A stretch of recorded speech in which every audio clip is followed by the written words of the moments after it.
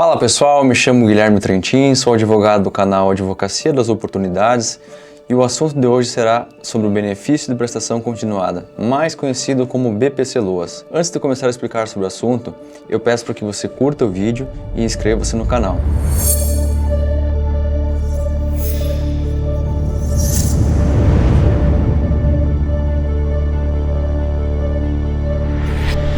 No vídeo de hoje saberemos mais sobre o benefício de prestação continuada, o que significa o benefício, quais são os pré-requisitos, quem tem direito de receber o benefício, o que é considerado grupo familiar de acordo com a Lei Orgânica da Assistência Social, quais rendas entram para o cálculo da renda per capita do grupo familiar e quais não entram, enfim, todas as dicas importantes para a concessão e requisição do benefício.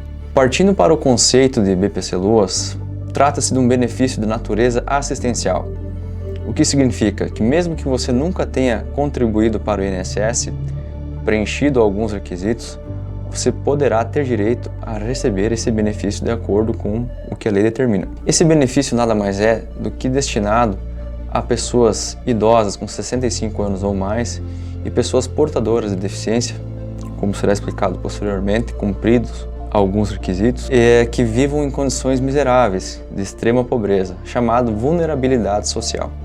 Quem tem direito ao benefício? Pessoas idosas com 65 anos de idade ou mais, desde que vivem em condições de pobreza e também de necessidade, não podendo garantir a sobrevivência por conta própria ou por integrante da família. Pessoas portadoras de deficiência, desde que fique configurado um impedimento de duração de longo prazo, não inferior a 2 anos. O que isso quer dizer?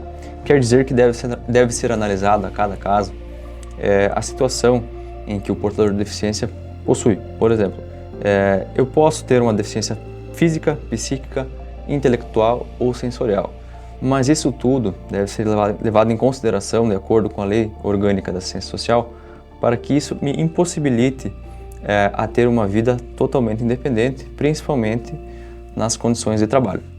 Quem compõe o grupo familiar?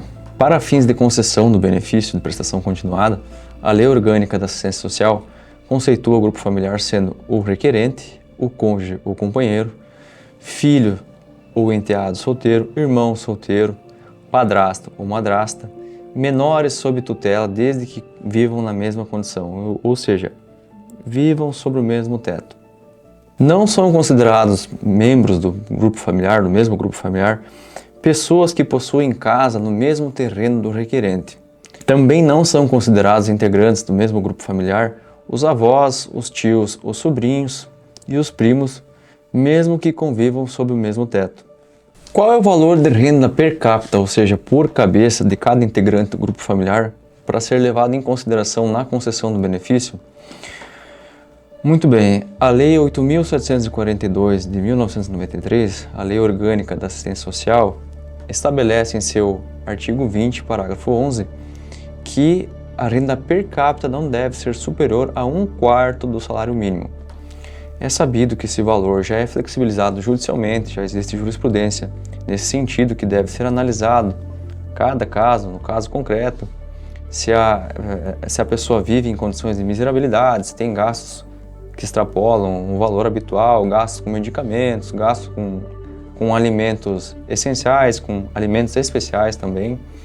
Isso pode ser flexibilizado judicialmente, a depender de cada caso.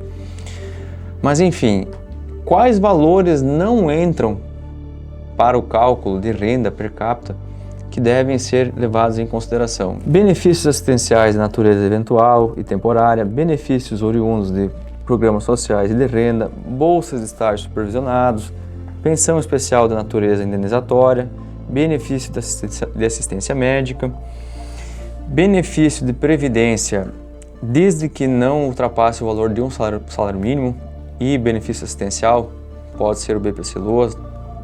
Então quer dizer que se eu tenho um integrante do grupo familiar que já recebe o BPC-LOAS, sendo ele idoso com mais de 65 anos de idade, portador de deficiência, desde que seja uma deficiência de impedimento de longo prazo, enfim, eu poderei, cumprindo os requisitos, entrar com um pedido de requisição do benefício de prestação continuada sem problema nenhum. Isso não altera o critério de renda per capita dentro do grupo familiar.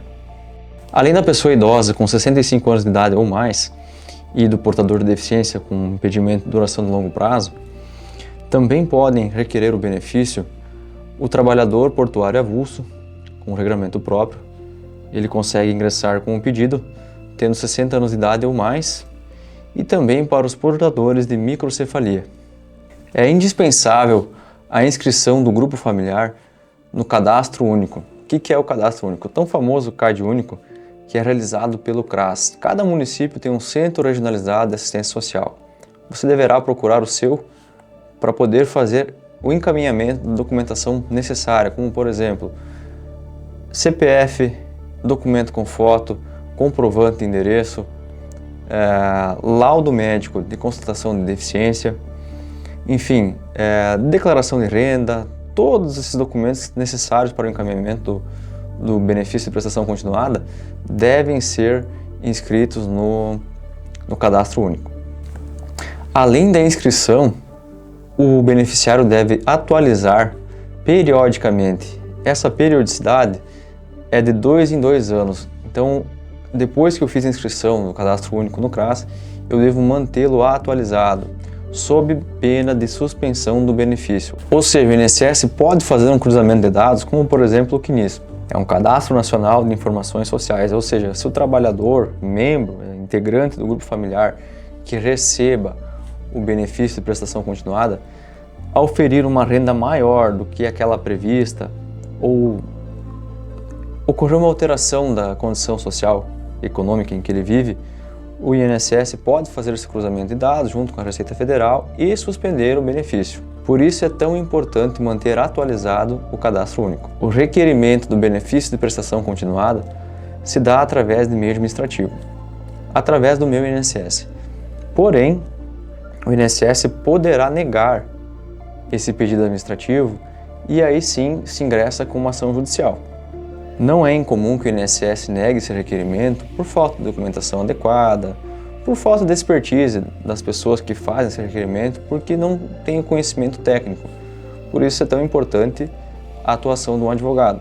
Em resumo, seria isso, pessoal. Eu espero ter esclarecido vários apontamentos. Eu fico à disposição para esclarecimento de qualquer dúvida, pode escrever aqui nos comentários, eu responderei na medida do possível.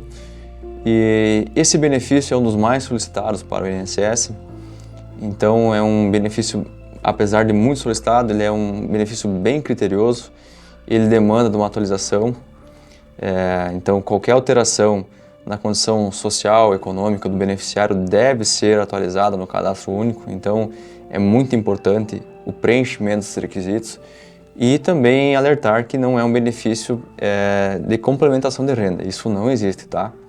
É um benefício para quem realmente precisa. Espero ter ajudado, agradeço a sua atenção e meu muito obrigado.